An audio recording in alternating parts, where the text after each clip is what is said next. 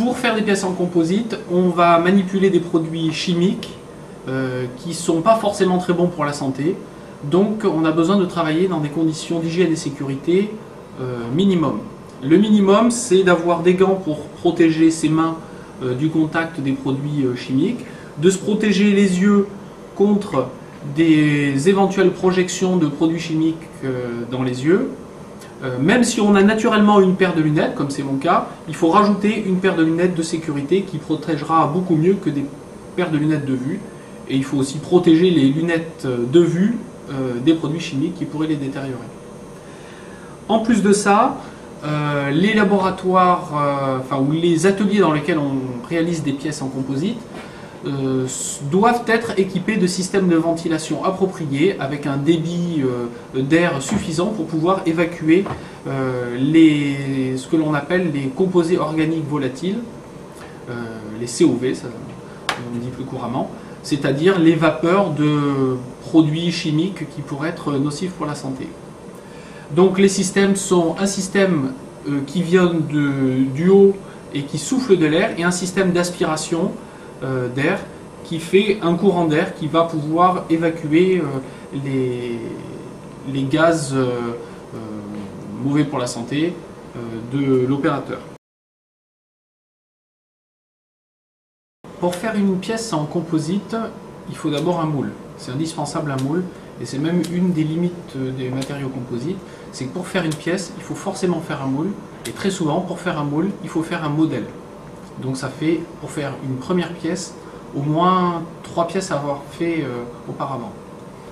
Ici, le moule que l'on va utiliser, c'est un moule qui a été réalisé en composite, c'est-à-dire à peu près avec les mêmes matériaux que les matériaux qui vont être utilisés pour faire la pièce.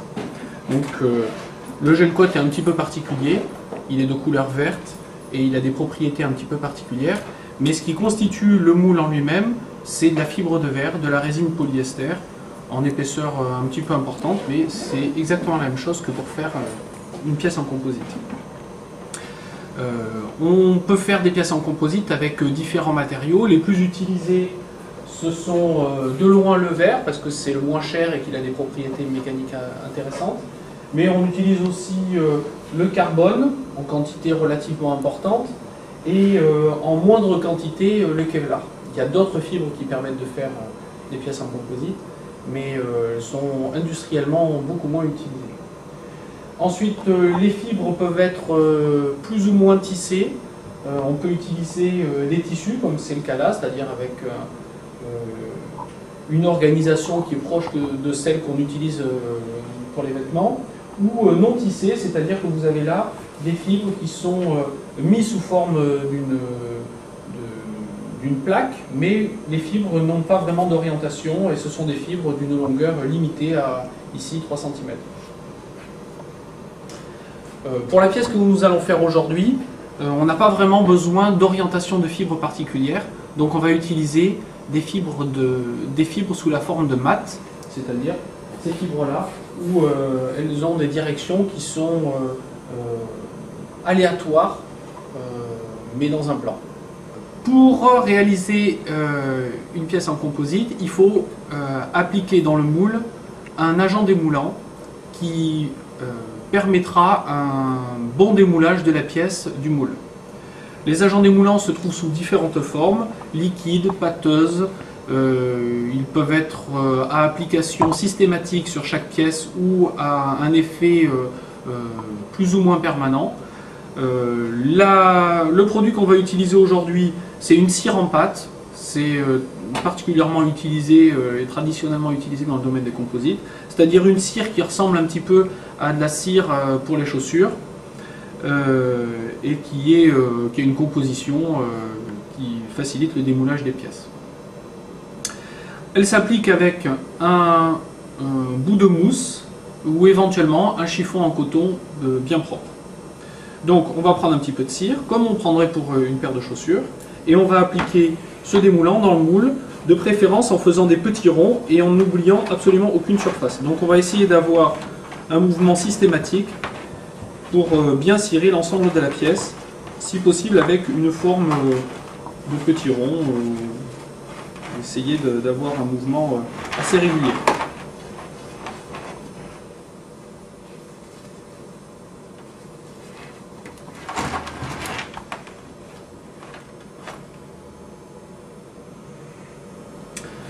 Après avoir appliqué le démoulant, il faut attendre 10 à 15 minutes que les solvants du démoulant s'évaporent et qu'il ne reste sur le moule que la partie active. On va donc ici attendre 15 minutes. Bien, 15 minutes après, le démoulant a évacué tous ses solvants, on va pouvoir lustrer le moule. Le lustrage du moule permet de redonner au moule sa brillance et donc de redonner à la pièce l'aspect brillant qu'on espère lui retrouver. Ça se fait avec un chiffon en coton propre et on va lustrer la pièce, c'est-à-dire enlever le plus possible le démoulant, et il ne restera sur la pièce que les traces de démoulant qui vont bien pour donner au moule sa propriété démoulante.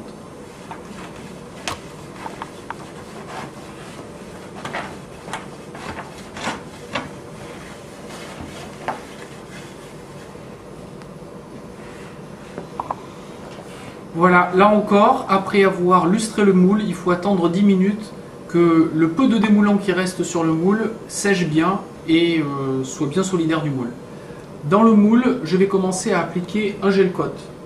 Le gel coat, qui est ici de couleur bleue, a deux fonctions. D'abord la fonction esthétique, ici donner une couleur bleue, mate et une jolie couleur. Et la deuxième fonction, c'est de protéger la pièce contre l'environnement. C'est-à-dire de la protéger contre l'eau, contre les UV, contre diverses agressions chimiques. Là, la pièce que l'on va réaliser n'est pas dans un environnement particulièrement agressif, donc ce qu'on va lui demander, c'est essentiellement des propriétés esthétiques, ici une jolie couleur bleue. La quantité de gel coat à prévoir pour une pièce, c'est d'environ 600 g par mètre carré. Donc on va évaluer à peu près la surface de notre pièce. Ici on évaluera à 1/4 de mètre carré. Donc 600 g par mètre carré, ça nous fait environ 150 g. On va préparer 150 g de gel coat. Sur une balance ménagère que l'on initialise, on met un récipient.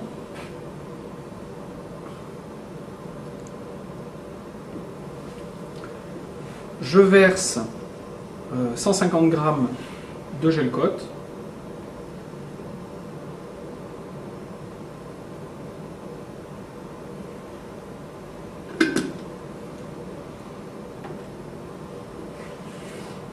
Dans ce gel coat, il faut que je rajoute un catalyseur, c'est-à-dire un agent qui déclenchera la réaction chimique de réticulation. Ici, le catalyseur utilisé est du peroxyde de méthyléthylcétone, c'est-à-dire plus couramment utilisé du PMEC. Je vais donc pour ici 150 g mettre 2% de catalyseur, soit environ 3 g de peroxyde de méthyléthylcétone. Avec un outil doseur, je dose 3 g que j'applique dans mon gel coat. Pour mélanger le catalyseur avec le gel coat, j'utilise un agitateur quelconque.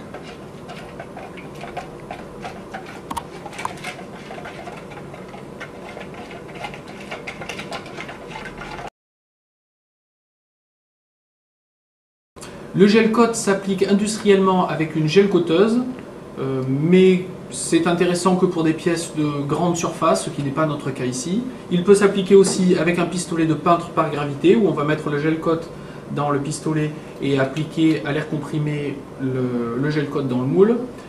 Troisième solution, celle que l'on va utiliser ici, va consister à appliquer directement le gel coat au pinceau. Je l'applique comme une peinture.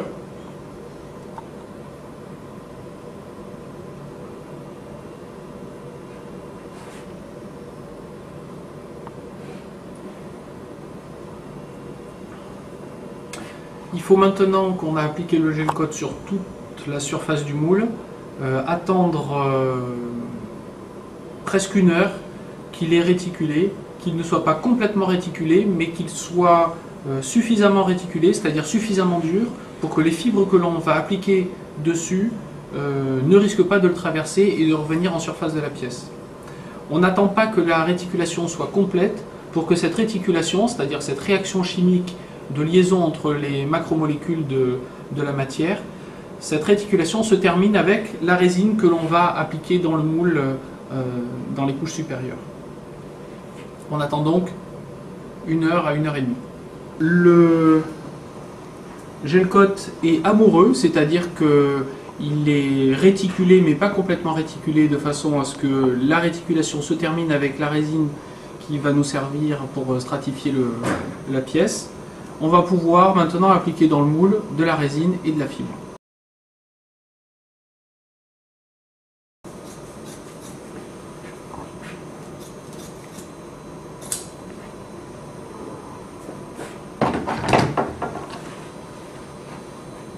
Je prépare les fibres, je vais préparer la résine. Il faut compter à peu près 2 fois plus de résine que de fibres lorsqu'il s'agit de mat de verre comme ça. Le mat de verre a des propriétés intéressantes pour la mise en œuvre et d'un point de vue mécanique.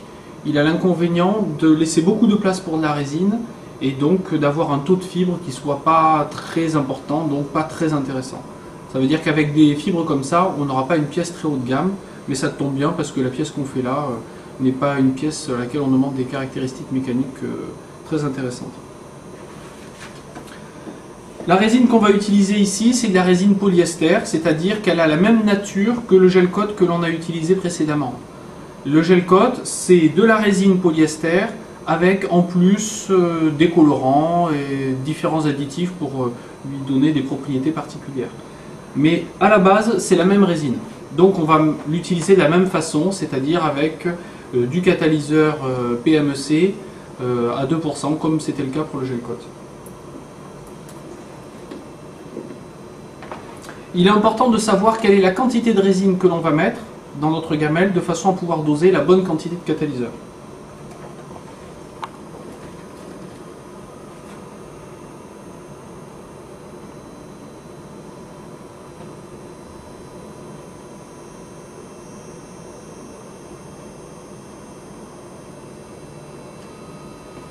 J'ai versé 350 g de résine. Je vais donc préparer 7 g de catalyseur de façon à avoir 2% de catalyseur par rapport à la masse de résine.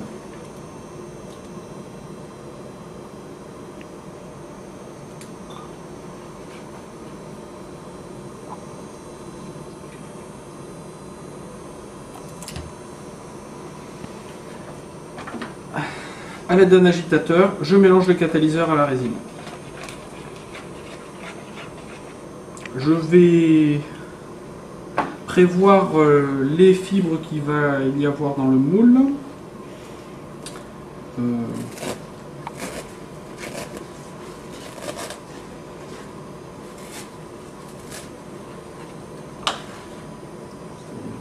Quelque chose comme ça. L'avantage du mat, c'est qu'on peut facilement le déchirer et les fibres se superposent, donc il n'y a pas de problème de continuité des fibres. Donc je peux très facilement faire plutôt des petits bouts, surtout lorsqu'on a une forme arrondie comme ça où il est assez difficile de mettre des fibres qui sont plates. Faire des petits bouts, c'est une bonne solution. Je commence par appliquer une couche de résine avant d'appliquer des fibres de façon à être sûr que entre les fibres et le gel coat, il y aura de la résine. Donc à l'endroit où je vais appliquer de la fibre, je commence à mettre une couche de résine.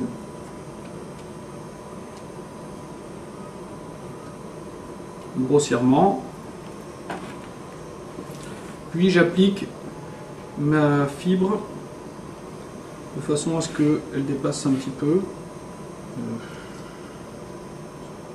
Tac, tac. Et je complète avec de la résine.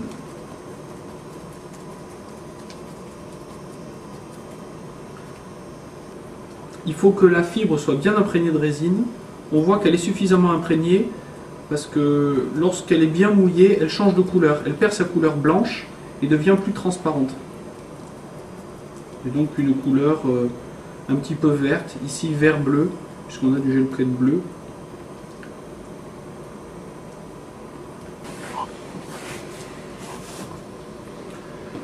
On rajoute autant de couches de fibres qu'il faut pour atteindre l'épaisseur voulue. Ici, 2 couches de mat 450.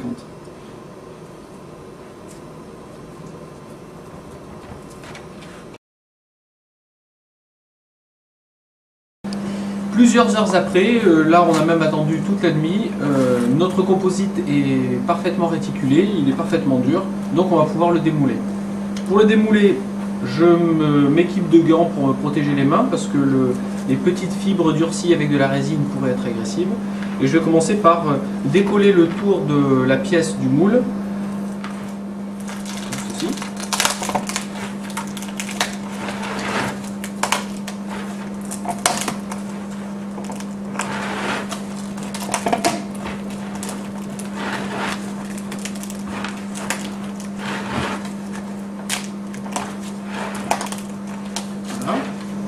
Je vais pouvoir aussi utiliser des petites cales en élastomère, enfin pas en élastomère, en thermoplastique, c'est-à-dire relativement molle pour ne pas être agressive ni pour la pièce ni pour le moule, que je glisse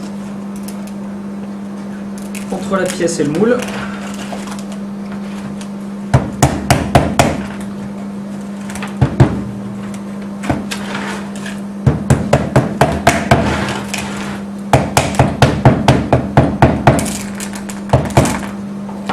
Éventuellement, peut-être que ça va suffire. Simplement avec de l'air comprimé que j'injecte sur la pièce, ça suffit pour démouler la pièce.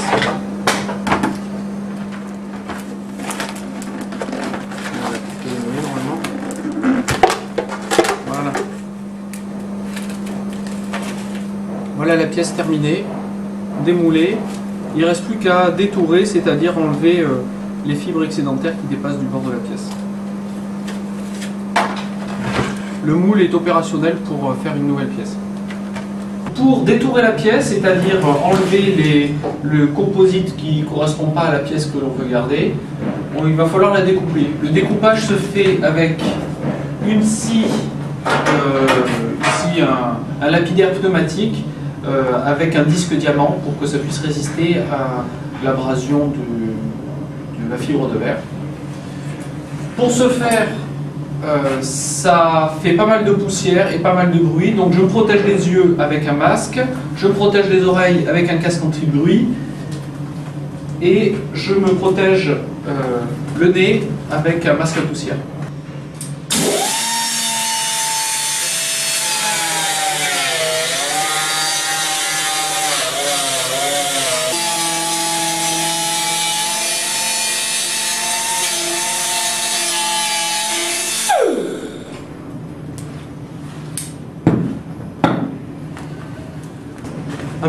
Un petit coup de ponçage latéral et la pièce sera terminée.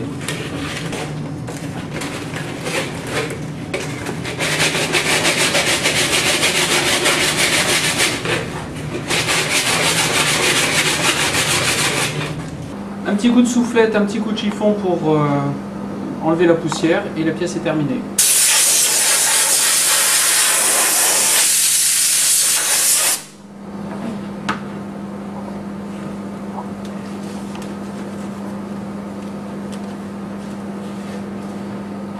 Et voilà, c'est terminé.